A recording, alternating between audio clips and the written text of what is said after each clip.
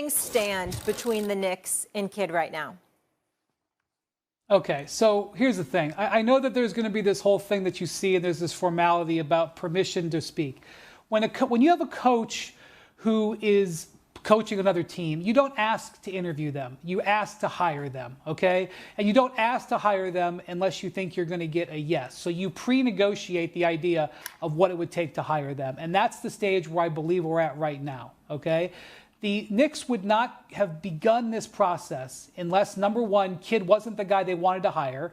They're not interviewing 7 guys and then picking him, okay? And number two, they wouldn't have gone down this process if they didn't think Jason Kidd was at least somewhat interested in coming to New York, okay? So let's understand those formalities. Now this is why this is going to be in the Mavericks' court, okay? This does happen. It's not unheard of for a team to come after a sitting coach. It's happened a couple of times in the last year in the NBA. Some of them are known, some of them are not known. One that is known, for example, was last year, Phoenix was really interested in hiring Chauncey Billups away from the Trailblazers. The Trailblazers said, no, we're holding on to Chauncey Billups. And by the way, they've subsequently given him an additional contract, okay? So the Mavericks can just say, no, Jason Kidd is under contract. We're about to draft Cooper Flagg. We're going to bring him in and have him play alongside Anthony Davis. We think we're going to get Kyrie Irving back. They could just say that. Or they could say to Jason Kidd, we want to make sure you're not even caring about the Knicks. Let's do something to make you not care about the Knicks and give him a new contract. Or they could make a deal. And historically, making a deal for coaches is cheap. The last few head coaches who have been traded, but a couple of second-round picks. That's cheap. That means nothing. So if you're the Mavericks, you got to figure who we're going to get to coach. And if the answer isn't great, then you're going to hold on to your man. Stephen A., do you think Kidd should leave Dallas considering all that they have and potentially getting Cooper Flagg for New York? I explained this yesterday. It makes no sense unless you have an issue with ownership. It makes no sense.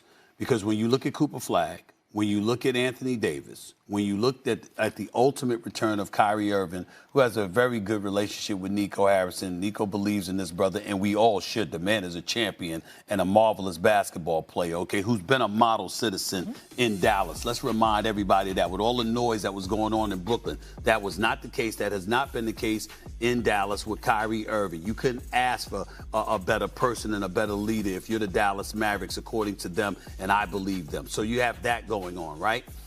Why would you want to leave? You would want to leave because new ownership is taking over. Mark Cuban is no longer there.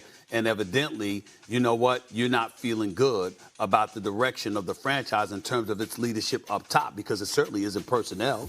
It isn't personnel, especially with Cooper Flagg coming in and what have you. Also, you got to take into consideration, you got Jalen Brunson. Jason Kidd is familiar with this kid. You know World Wide West and Leon Rose. Jason Kidd has known these people. And for better or worse, Dolan ain't going anywhere and Leon Rose ain't going anywhere. So the level of continuity that you're talking about is something that you have to take into consideration. And as cool as Jason Kidd and Nico seem to be, it would also provoke questions about what Nico Harrison's future may be in Dallas as well, and how Jason Kidd may be eyeing that. Because from a personnel standpoint, there's no reason for him to leave Dallas. Yeah, speaking of personnel, Keith, I want to come to you on this. Do you feel like Jason Kidd puts New York over the top with this same roster? Is he that much of a step up from Thibodeau? Playing for J. Kidd, I'm not really sure if he's that much of a step for Thibodeau. They both are great coaches, but I think that the other side of the basketball, like being connected to the players, I think that side means a lot. And I think what Wendy said, you know, the relationship between J. Kidd and JB, obviously he had him as a rookie and he kind of built him up. I think that's more important than actually like putting him over top, because both of these coaches are great coaches. Don't get me wrong, J. Kidd, you know, was just in the Eastern Conference, Western Conference Finals last year. He went to the finals. Wendy, like Wendy said, the guys are both great coaches. I don't think that it puts either one over top, but J. Kidd has all his tools in Dallas. So for me, I really don't think the move would be smart, because obviously you know everything. You're comfortable with the system. It's your system. You've been there a couple years, and I just think you push forward with that. It's a good reminder, though, that they had Jalen Brunson as a rookie. Go ahead, Ashley. That's where I was going. That's where I was going. Jason Kidd had Jalen Brunson. And you have to remember this is very, very important. Luka got hurt that year in the postseason. And it was Jalen Brunson primarily who carried them to the Western Conference Finals. I wonder who We keep forgetting KD and Giannis would be more interested in playing with, but we don't have time for that. There are so many tentacles. It is all so fascinating. And let's start with the first piece of that.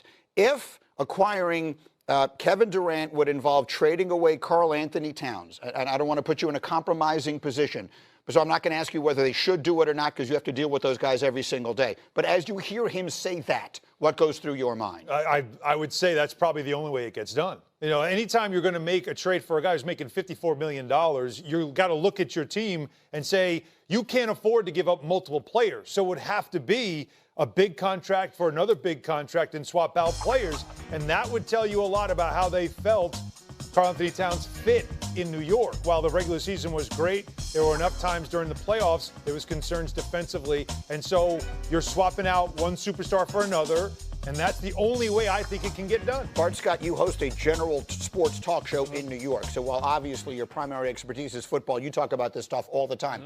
Should the Knicks trade Karl Anthony Towns to Phoenix for Kevin Durant? I believe so. We had that conversation. A lot of the callers believe that, maybe Kevin Durant at his age is not a good fit, but you have to have an expiring contract, a contract that's going to be gone in 2 years. If you think you're going to give Brunson, who's eligible for like $65 to $70 million a year in a couple of years. Don't go so far down the road. Yeah. Next year. Yes. Do the Knicks win a championship, have a better chance of winning a championship with KD than Karl Anthony Towns? I believe so, but you got to depend on Mitchell Robinson to stay healthy, and that's a big if. Right.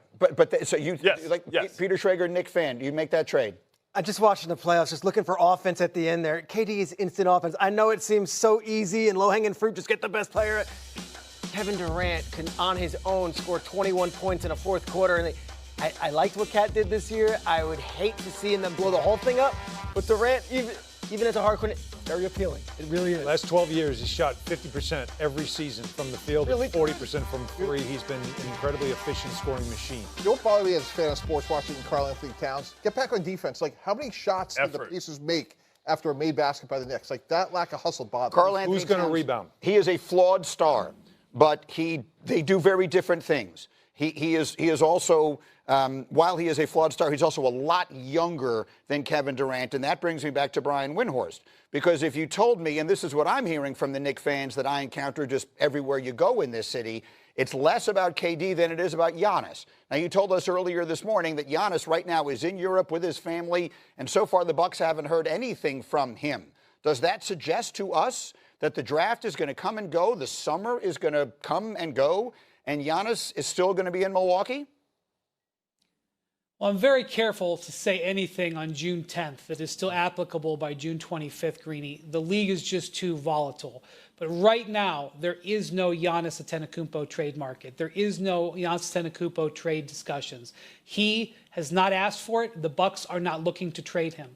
And I just want to point something out about Karl Towns. While everybody in New York may want to trade him, he is an in his prime all-NBA player that contributed significantly to the Knicks, going the farthest they have in 25 years. Right. I just want to point that out. No, it's 100% right. That's why it is a difficult decision. One of the best rebounders in the league. Kevin Durant, however, is, you could make an argument, the single greatest scorer of the basketball that was ever born. And if he was 5 years younger, it would be a no-brainer. He'd be blowing and that's up. why a much younger Giannis, if I'm the Knicks and I'm going to trade Karl Anthony Towns, a much younger Giannis would be a much more attractive package to me. This is, to me, how you get there is KD's getting his last year.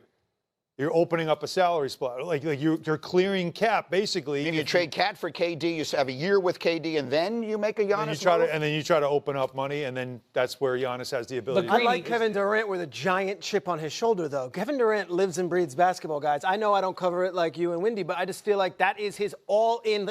That is his life. And if you tell him New York City, 1 year, it's almost like Rodgers and the Steelers. You've got a chance to do it and erase any narrative. Don't say Rodgers and the Steelers compares to this. Please. I'm saying 1 year, go do it. Let me get Wendy back in here. Go ahead, Wendy. This is why for weeks I keep saying that this has to do with what Durant may want. Durant may not want to go somewhere that's not ready to extend him. He has 1 year on his contract, and this depends. If he's going to get to choose, he's probably going to want to choose someplace that wants to extend him.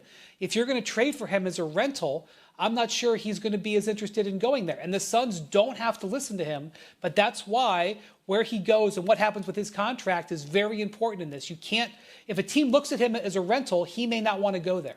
Okay, so we've got the Durant and the Giannis covered. Let's get to the other piece of this that Wendy talked about, which is the Jason Kidd and the coaching piece of it. Mike T, when we were talking, and again, Mike T was a general manager in 2 different places in the NFL, so you understand the chess game that is being played. What is it you said to us in our meeting this morning about the way these decisions get made? This search started several months ago, Greeny, and here's why. You need to know what your alternatives are. Look, Coach Thibodeau got him to the finals, as Wendy just alluded to. So if it's, fill in the blank, Danny Hurley, Jay Wright, you're talking to those people. You're assessing what your options are. You're not indiscriminately waking up when you lose to the Pacers, say, oh, we're going to move on from Coach Thibodeau. They know what the chessboard looks like. They know what their options are. And they must feel really good about Coach X, because if not, you can't make this move without a viable solution. So you're saying they probably kicked the tires on every one of those options. We've heard Jay Wright's not interested, whatever the situation is with Hurley. And now it's out there that the guy they want is Kidd. Is there a concern that if for whatever reason now Jason Kidd doesn't come, whatever winds up happening, it's going to appear as though the Knicks didn't get the guy they want? Well, you have more than one option. He's right now the first target, right? That's the first one you go for. Clearly, he's interested in coming. What's it going to cost? 2 second-round picks? It's the one thing the Knicks have is a ton of second-round picks. So you throw those on the table and you make the deal done if he wants to go. Dallas is the only one here now. They could say no, but do you really want that situation with a coach where he doesn't really want to be there? So that's all something to watch. And let's just say it doesn't work out. Let's say they can't do it. I'm telling you, there is more than one, and it could be another coach that is working for another team. We shall see. Teaser. I ain't see no fingers, but I got look. I don't need to do that. I'm not O's. I can't figure out who it is you're talking about. I'm just saying. Can I take a guess? I am telling you that, you don't fire a coach with those credentials and that resume if you don't have the options that you know. I know one of these is going to happen. I would rather have Udoka, who came from that Boston market. Yeah, and Houston's not letting him go. They're not letting him go. Wendy, final word. I know that there's a lot of excitement about the Knicks, but the Knicks have a lot of competition in this field, including for the head coach. The competition is the coaches under contract. Neon is back to show you all how easy it is to make Korean corn dogs. This recipe right here is absolutely amazing. Super simple to make, doesn't require a lot of ingredients. If you make a Gina Young style, you'll love this recipe. Here's what you're gonna need. You're gonna need some good dogs. We got some dogs, your favorite hot dogs. You're gonna need some crescent roll dough. This is crescent roll dough, just the butter flavored kind. You're gonna need some mozzarella. Mozzarella is always gonna give you that nice cheesy pull that we love. You're gonna need sugar. When it comes to the sugar, I'm using a white granulated sugar. You can use a powdered sugar if you wanted to, okay? We got some eggs and some skewers. You may see that I'm using a metal skewer, but you can use pops, sickle sticks, or any kind of skewers that you can find. You're gonna need some mayonnaise. If you could find Korean mayonnaise, that would be absolutely amazing. But this one here is gonna do the trick. Sweet chili sauce. And you're gonna need some breadcrumbs. When it comes to the breadcrumbs, please use panko. Panko is gonna be best for that texture that we're looking for. In my pan here, I have vegetable oil. Use what kind of cooking oil you like to use. We're gonna garnish it with parsley flakes, a little bit of paprika. Make sure your hands are impeccably clean. Let's make Korean corn dogs. Hope y'all are having a great day today, and if not, hopefully I can brighten up your day with this recipe. I would love to hear from you all in the comment section below. Let me know, have you ever tried a Korean hot dog? If not, you're in for a treat. First thing we want to do, let's go ahead and get our hot dogs nice and sliced. Cut them in half. Beautiful. Next thing we're gonna do, let's go ahead and cut into our cheese. Okay, so make sure you get a block. We're gonna cut it down this way. And then we're gonna cut it just like so, so it looks like our hot dogs. Lovely. The first thing we're gonna do, let's get our panko breadcrumbs into a pan because we're gonna need to roll these into panko breadcrumbs. Next thing we're gonna do is crack some nice fresh eggs, about 3 or 4, depending on how many corn dogs you decide to make. Lovely. Come on. There we go. And it's a shell. Get the shell, though. You don't want to go ahead and whisk up our eggs, just like so, quick and simple. You are going to be absolutely amazed at how quickly this recipe comes together and how delicious they are. I can't wait for you to be able to roll my corn dogs into a flat surface. So I'm just going to use this, all right? Lovely. How to put these together, whether you're using this kind or, you know, a popsicle stick or whatever kind, get your dog towards the end. You know, you need that handle part left, right? And then we're going to take our beautiful mozzarella cheese and try your best to get it right down into the middle like this. A couple more. I couldn't be more excited. Oh my goodness. So now when it comes to a Korean corn dog, these can be rolled in fried potatoes. And then when you deep fry it, you have like an outer part of fried potatoes onto your Korean corn dog. Or you could do like the red hot Cheetos and deep fry them. You could do potato chips, Doritos. There's so many ways that you can make a Korean dog, and each one of them is super delicious. This one that I'm making today is the one that I like the most. Go ahead and get your crescent roll dough open. Listen, these things make a loud noise that terrifies me half. Oh my goodness. So let's see. It's always that pop. There we go. Okay, it didn't do it. It didn't do it this time, but why do they make it like that? Where it has to make that pow sound, you know? All right, great. Get them nice and open. You're going to be surprised what we do. What we're going to do is your crescent roll dough comes apart like this into like triangles. Okay, do what you can to get it nice and wrapped. Always make sure your hot dog and your cheese is stuck together, all right? And you don't want the top of the skewer shining through the cheese, okay? So let's do this. Any way you can do to get it nice and wrapped and covered, that's what I want you to do. If the dough tears, you know, and sometimes it will, just take your finger to smooth it out, okay? So watch this. You typically might have to use 2 pieces, but it's okay. That's why I always purchase 2 crescent roll doughs. Look at this, just cover it. There's no right or wrong way to do it. And I did everything that I could to get it nice and covered. There's no cheese showing and there's no hot dog showing. We're going to continue to do a couple more because there's always somebody in the background said, Gina, I didn't get to see it. So let me just show you again. Watch this. It's easy and it's fun. All right, lovely. Cover that thing, whatever you got to do to get it nice and covered. Use a second piece to continue covering. That's what they should look like.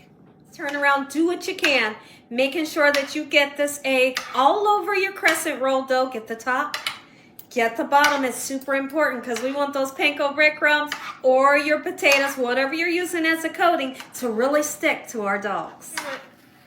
Coat it very well. If you wanted to use the Cheetos, super fun. It'll be that gorgeous red color. Oh yeah, you would absolutely love that one.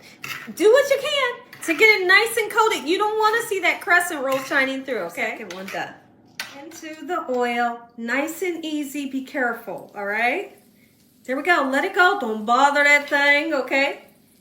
Once you see that golden brown, then you can begin to turn it around, making sure all the circumference of your corn dog is getting that nice, gorgeous golden brown color. I'm excited. I'm seeing that golden brown color already. Can you zoom in so they can see?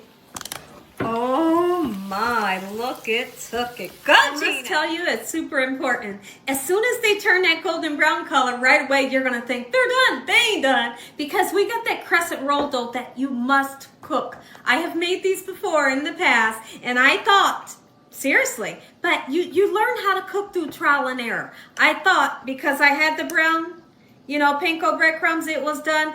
Give your crescent rolls some time to cook. So just keep on turning them, all right? And your crescent roll dough, it gets cooked and it gets tasty. Get them out. You can see that I'm putting them onto a cooling rack, and then underneath is a nice cookie sheet because we want to make sure we get rid of the oil. We don't want to digest oil. You don't want an oily corn dog, right? Okay, so now we're going to dress them when I come back. Let's go ahead and dress them. Look at this. Oh yeah, just like that. Chili sauce, sweet chili sauce. Oh, listen, if you're a little risky, use you some sriracha. Oh, baby, look, yes. Just like that. We're gonna finish it off with a nice garnish. In right now. Who's all investigated? Investigated and invested. You know I meant to say invested. Look at that. Ooh, paprika. And you got to put the sugar. Don't skimp on the sugar. You needs it. You needs it. Oh, nigga. If you enjoyed this video, give me a thumbs up. If you ain't subscribed, what are you waiting on? Tell your family and friends. Tell the world what Gina's doing in his kitchen on today and every day. Heavenly Father, we thank you once again for a meal, for your hedge of protection. In the mighty name of Jesus, we pray. Let's taste. Y'all, listen.